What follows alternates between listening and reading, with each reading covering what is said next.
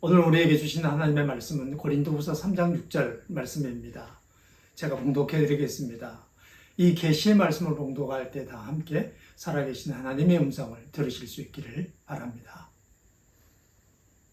그가 또한 우리를 새 언약의 일꾼 되기에 만족하게 하셨으니 율법 조문으로 하지 아니하고 오직 영으로 함이니 율법 조문은 죽이는 것이요 영은 살리는 것이니라. 아멘. 사람들이 자기 마음대로 뜻대로 잘 되지 않는 것들이 들어있다, 이런 얘기하는 것을 듣습니다. 그 첫째 되는 것이 자식 문제랍니다. 자식이 부모 뜻대로 잘 되지 않는다, 그렇게 얘기합니다. 관계도 그렇지만은 그가 하고 싶어하는 것도 부모들이 코칭하는 대로 되는 게 아니라 아이들은 자기들의 인생이 있으니까 자기들의 결정에 의해서 살아가게 됩니다. 자식이 부모 뜻대로 안 된다 그럽니다. 골프하는 분들은 또 골프가 자기 뜻대로 안 된다 그럽니다. 움직이는 공을 치는 것도 아닌데 가만 세워놓고 치는 공인데도 불구하고 그 공이 자기가 원하는 대로 안 간다는 겁니다. 골프가 자기 뜻대로 잘 안 된다, 이렇게 얘기합니다. 그리고 또 하나, 자기 마음이랍니다. 자기 마음인데 자기 뜻대로 할 수 있을 것 같은데 자기 마음이 뜻대로 움직여지질 않는다, 이런 얘기들을 하는 것을 듣습니다. 여러분, 환경과 내면 세계, 바깥 세상과 자기 마음, 어떤 게 더 중요할까요? 바깥 세상이 어둡고 힘들면 사실 사람의 마음도 거기 영향을 받게 되잖아요. 그런데 여러분, 인간 내면과 바깥 세상, 어떤 게 더 중요할까요? 환경이냐, 자기 마음이냐? 사실은 마음이 훨씬 더 중요합니다.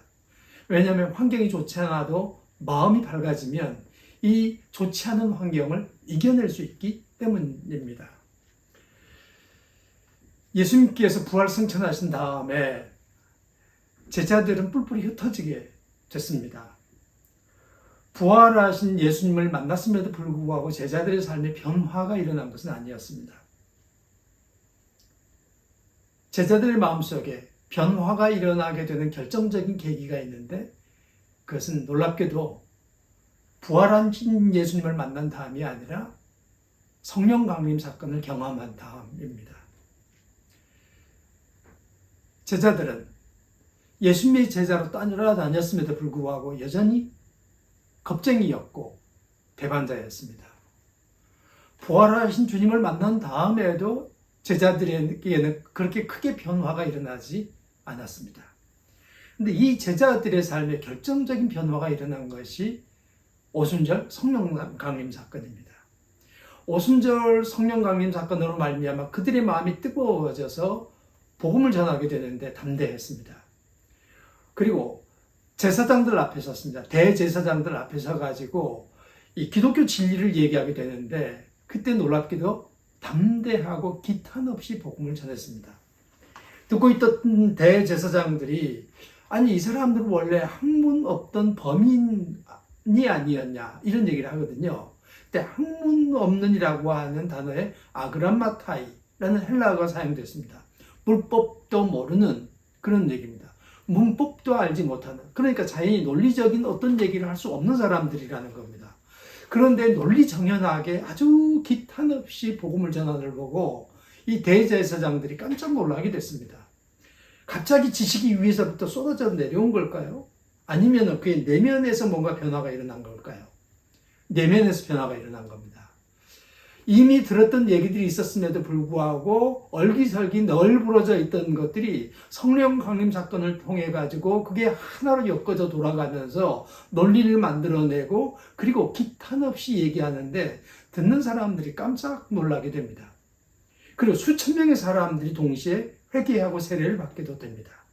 이런 변화, 내면에서부터 크게 변화가 일어났기 때문인데 가장 중요한 것은 성령이 그들 마음속에서 크게 역사하기 시작했다, 그런 얘기입니다. 우리는 오랫동안 신앙생활을 하면서 성령 하나님을 은사를 주시는 분, 그리고 우리 삶에 뭔가 기쁨이나 평화나 이 내면적인 열매가 생기게 하시는 분, 이렇게만 알고 있습니다. 근데 여러분 오늘 성경에 보시면 살리는 것은 영이니 이렇게 얘기하면서 성령 하나님께서 우리 안에 들어와서 역사하기 시작하면 죽어가던 것이 살아난다. 이렇게 얘기하고 있습니다. 영은 살리는 분이라는 겁니다. 그래서 자기 자신의 내면도 죽어가다가 살아나게 되고 관계도 나빠졌다가 성령으로 충만해지면 좋아지게 되고 하던 일이 아주 잘 안 됐었는데 성령으로 충만하게 되면 일이 잘 되게 된다는 겁니다. 그게 성령께서 하시는 일이기 때문에 그렇다는 것이죠. 여러분, 성령으로 충만해지시기 바랍니다. 그 살리시는 성령이 여러분 안에 충만하게 계시기를 바랍니다. 그래서 죽어가던 것들이, 무너졌던 것들이 살아나고 이렇게 세워지는 역사가 있게 되기를 바랍니다. 그리고 이게 여러분 강물처럼 흘러넘쳐서 다른 사람에게 영향을 주는 역사가 있게 되기를 바랍니다. 그래서 여러분들이 복의 근원이 되셨으면 좋겠습니다. 여러분들이 성령으로 충만해져서 복을 받고 여러분 주변 사람들이 그 영향으로 다시 충만해져서 복을 받는 역사가 있게 되기를 바랍니다. 그렇게 살아가게 되면 크리스찬의 삶이라고 하는 것은 완전히 다른 게 되는 거죠.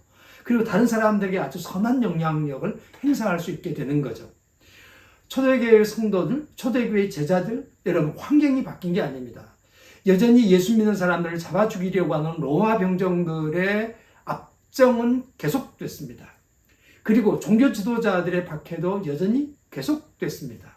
그럼에도 불구하고 여러분 동토를 열어 제끼면서 나오는 새싹들처럼 초대교회 지도자들이 담대하게 복음을 전하면서 세상을 바꿔가기 시작하게 됐는데 그것은 내면에서부터 시작된 일이었습니다. 초대교회 지도자들의 내면에서부터 성령이 충만하게 역사하면서 그 동토 같던 세상을 따뜻하게 녹여내기 시작하고 변화시켜가게 되면서 이 세상에 하나님의 나라를 가져오는 아주 중요한 일을 하게 됐습니다. 제가 어렸을 때 교회 다니면서 보면 성도들이 성령을 충만히 받기 위해서 간절히 기도하시더라고요. 그때 대부분의 기도 내용은 은사를 받기 위함이었습니다. 병 고치는 은사, 방언의 은사, 통역하는 은사, 이런 은사를 받기 위하여 간절하게 기도하시더라고요. 그런 간절함은 참 보기 좋았습니다. 그리고 그 가운데에서 가끔 그 성령의 은사를 받는 분들이 계셨습니다. 그것은 우리들에게 또 다른 사모함을 갖게 만드는 귀한 일이었다고 생각이 들었습니다. 네, 여러분, 성령님께서 하시는 진짜로 중요한 일은 뭐냐면 사실은 살려내는 일입니다. 인생에서 진짜 문제가 되는 것은 자기 내면이 점점 죽어가는 것 아닌가요? 돈이 없어서도 아니고 살기가 그렇게 힘들어서도 아니에요. 그런데 점점 내면이 죽어가요. 그것처럼 인생을 참으로 힘들고 복잡하게 만드는 게 없습니다. 환경이 힘들고 어렵더라도 내면에서 생기가 돋고 기쁨이 충만하게 되면 바깥이 아무리 어려워도 이겨낼 수 있는 강력한 능력이 되죠.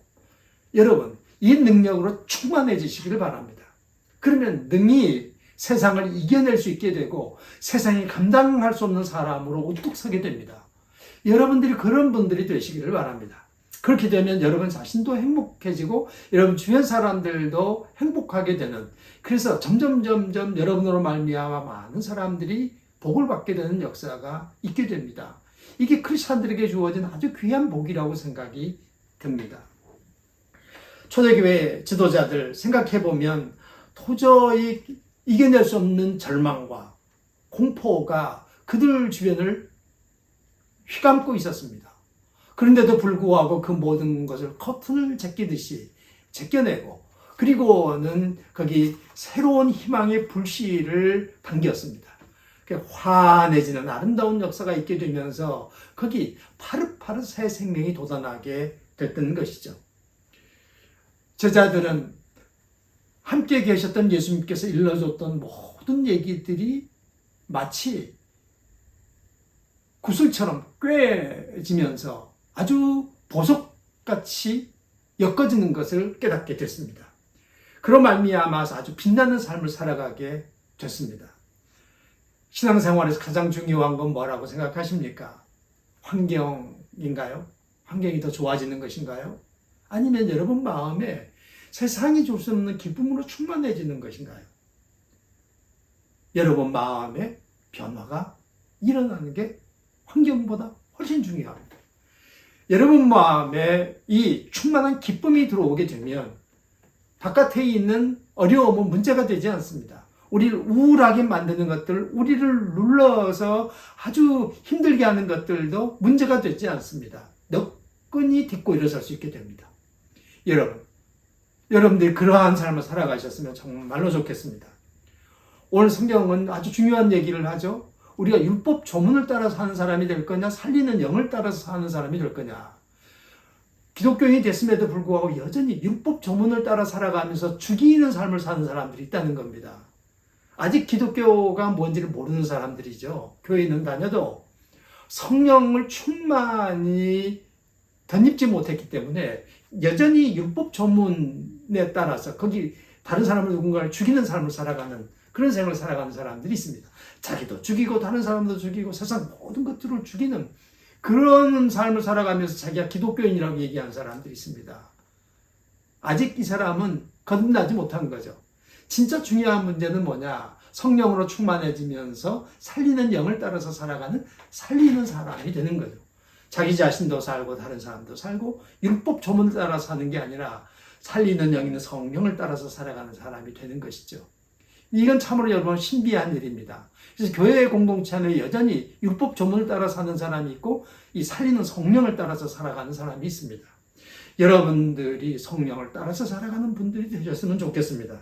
그래서 여러분 내면으로부터 역동적인 변화가 일어나고 그로 말미암아서 여러분의 죽어가는 내면이 살아나고 기쁨으로 충만해지고 그리고 다른 사람들에게도 이 선한 영향력이 흘러가는 귀한 역사가 있게 되기를 바랍니다.